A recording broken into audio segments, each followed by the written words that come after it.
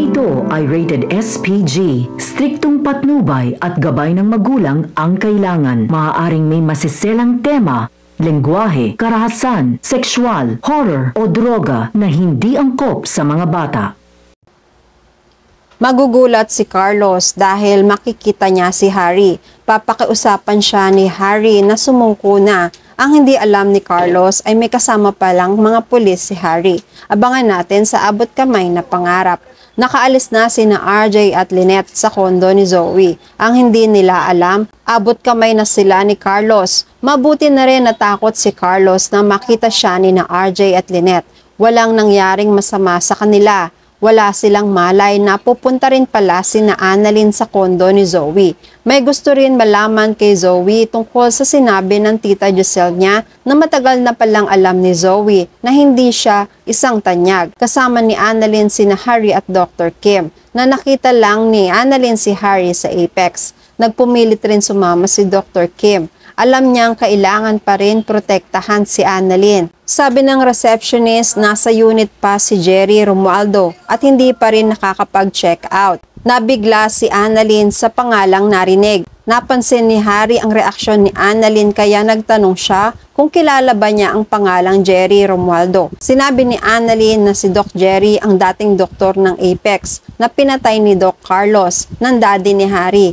Nabigla rin si Harry. Pareho silang naiisip. Malamang ginamit ni Carlos ang pangalan ng kaibigan para malaya pa rin siyang makagawa ng mga plano niya. Nung marinig rin yun ni Dr. Kim, nagkatinginan sila ni Annalyn. Umalis muna sandali si Dr. Kim, pero ang gustong gawin ni Dr. Kim ay mahuli si Carlos, kaya nagpauna na siya. Inaya na ni Harry si Annalyn na umakyat na sa itaas kung nasaan ang daddy niya para kausapin. Nagagalit siya sa daddy niya dahil sa dami ng masamang ginawa niya. Gusto niyang pasukuin ang daddy niya. Sinabihan niya si Annalyn na tumawag na ng pulis para hindi na ulit makatakas. Naiintindihan ni Annalyn si Harry, pero kailangan muna nila makasiguro kung sino ba talaga ang Jerry na sinabi ng receptionist. Dahil baka kapangalan lang, baka nagkamali lang sila ng pagkakaintindi. Huminahon na si Harry. Sa kabilang banda, inabutan ni Zoe si Carlos na nagsasalita mag-isa. Nagtatalo sila ni Carlos at Zoe matapos itong makaalis sina RJ at Lynette. Pinagalitan ni Zoe si Carlos dahil sa biglang pagsulpot nito sa kondo niya. Muntikan patuloy silang mahuli ni na RJ at Lynette. Nagmakaawa si Carlos dahil wala naman siyang ibang taong mahihingian ng tulong. Medyo naawa ng kaunti si Zoe, pero galit pa rin siya.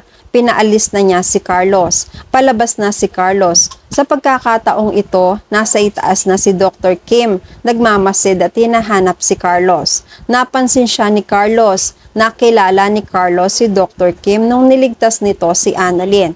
Naisipan ni Carlos na sa fire exit na lang siya dumaan para makaiwas. Pero napansin pa rin siya ni Dr. Kim. Nakita ni Dr. Kim na may isang taong pumasok sa fire exit. Tinawag ni Dr. Kim ang pangalan ni Carlos. Nakilala niya si Carlos kahit may face mask pa si Carlos. Napatingin si Carlos, sabay takbo. Naghabulan sila hanggang ma-corner ni Dr. Kim si Carlos. Nagpang-abot sila. Binalaan ni Dr. Kim na sumuko na si Carlos at dapat niyang pagbayaran ng mga kasalanan niya. Pero ayaw pumayag ni Carlos. Nilabanan niya si Dr. Kim hanggang sa mabaril niya si Dr. Kim. Iniwan niya si Dr. Kim. Tatakas na sana si Carlos. Makakasalubong pala niya si Annalyn na kanina pa naghahanap kay Dr. Kim. Nagkagulatan sila nang magkita. Natakot si Annalyn. Nabanggit niya ang pangalan ni Carlos. Maya-maya ay dumating na rin si Harry. Sa kabilang banda, nagdududa na rin si RJ kay Zoe. Ang lakas ng kutob niya na may alam na nga si Zoe. Nahalata ni RJ na nagsisinungaling si Zoe. Nung tanungin niya si Zoe kung matagal na ba nitong alam ang totoo na hindi siya isang tanyag. Kahit nagdadahilan si Zoe, ramdam ni RJ na parang may tinatago pa rin si Zoe. Lalo na nung nakita nila ang sombrero at sinabi ni Zoe na uminom siya ng alak na hindi naman niya yun gawain. Sabi ni Lynette, baka nagdaramdam pa rin si Zoe dahil sa mga pangyayari. Lalo pa ngayon at hindi na kumpleto ang pagkatao niya dahil hindi man lang alam kung sino ang tunay niyang ama. Sabi ni RJ, Natatandaan mo ba nung may kausap sa cellphone si Zoe? May tinawag siyang daddy, pero hindi naman ako ang kausap niya. Saka ang sombrero na nakita rin natin kanina. Nakita ko na yon kay Carlos. Malakas ang kutob ko na si Carlos ang dumalaw kay Zoe kanina. At posible na rin na siya ang ama ni Zoe dahil pareho sila ng ugali. Posibleng nabalitaan ni Carlos ang muntikan ng pagtalon ni Zoe sa building.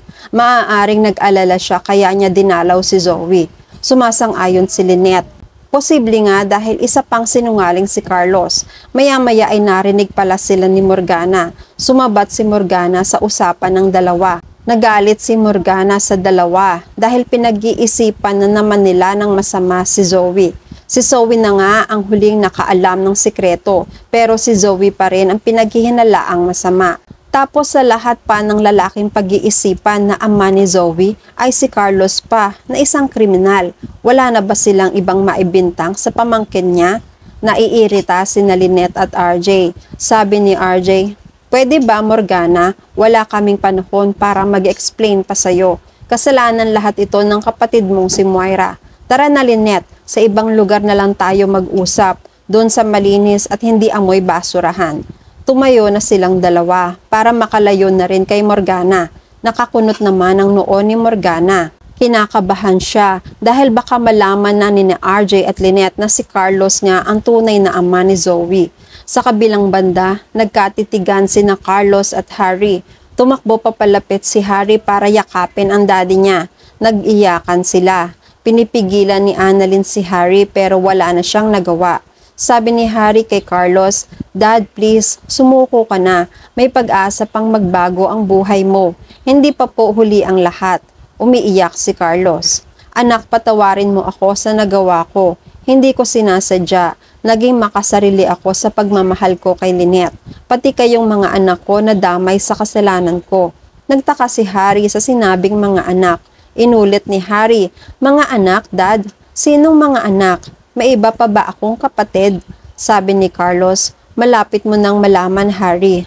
Nagalit naman si Annalyn. Hinanap niya si Dr. Kim. "Nasaan si Dr. Kim? Anong ginawa mo sa kanya?" Nakatingin si Harry kay Carlos. Tumakbo si Annalyn kung saan niya nakitang huling lumabas si Carlos. Nakita niya si Dr. Kim na nakahandusay at may sugat. Tinawag niya si Harry para tulungan siya. Nataranta naman si Carlos at gusto nang tumakas. Pinigilan ni Harry si Carlos. Dahil may kasama siyang mga pulis, nakikiusap na sumuko na lang siya pero ayaw magpapigil ni Carlos. Nagpupumiglas siya. Parating na ang mga pulis. Nung makita ni Carlos ang mga pulis, ay tumakbo na naman siya. Tinatawag ni Harry si Carlos ng pasigaw para wag nang tumakas pero walang nangyari sa pakiusap niya. At yan ang mga pakakaabangan natin sa Abot Kamay na Pangarap. Please like this video and please subscribe to my channel at magkita-kita po muli tayo sa mga susunod pang episodes.